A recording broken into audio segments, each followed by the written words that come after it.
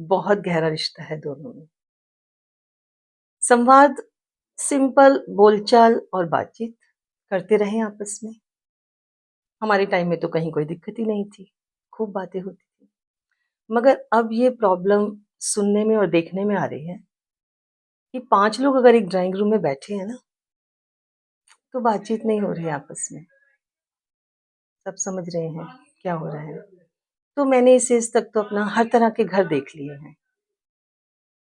ऐसे भी देखे हैं कि जहाँ संवाद खत्म हो गया है ना, वहाँ धीरे-धीरे संबंध भी खत्म हो गए हैं। और जहाँ अपने मन की बात कह ली है, बोल ली है अच्छी तरह, दिल-दिमाग साफ कर लिया है।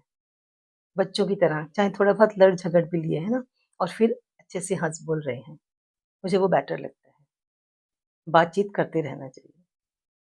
तो घर में कोई ना कोई एक ऐसा टाइम सभी बनाएँ, चाहे वो वीकली हो, चाहे वो 15 दिन में हो, कि सब एक साथ बैठे, टेबल मीटिंग हो या ड्राइंग रूम में। आजकल तो छोटे बच्चों को भी आप साथ ले सकते हैं, सब बहुत समझदार हो गए हैं। और सब अपने-अपने मन की बातें, जो पीछे हुआ वो बात करें आराम से, या आगे क्या करना है वो करें। ताकि ऐसा टाइम ना हो जाए कि मन में इतनी सारी बात इकट्ठी होती चली जाएँ कि अचानक से कोई विस्फोट हो जाए और ऐसा हो जाए जिसकी हम ऐसा कुछ सुनने में आए कि जिसकी हम कल्पना भी नहीं कर सकते।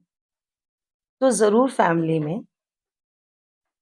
एक दिन, रोज़ नहीं कर सकते, पता है बच्चे भी बहुत बिज़ी हैं। एक दिन ऐसा हो कि बैठकर सब अपनी बातें करें, अपने-अपने जो भी दिल में है बताएँ, तो एटमॉस्फेयर बहुत अच्छा हो जाता है घर का। फिर वो बातें ना मन में नहीं रहती, और जो हम जिन बातों को हम कह देते हैं ना, तो क्या होता है कि अगर कह देने पर सब ठीक हो जाता है।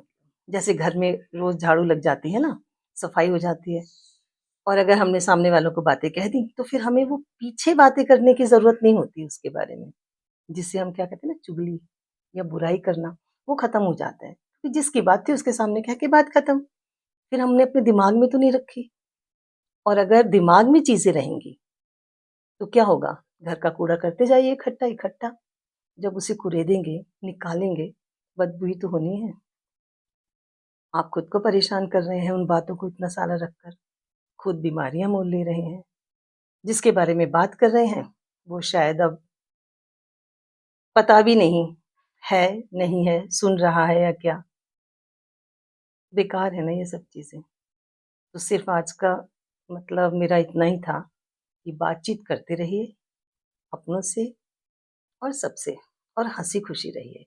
अपना दिल-दिमाग साफ कर दीजिए। रखिए ही मत उसमें कुछ फालतू की चीज़ें।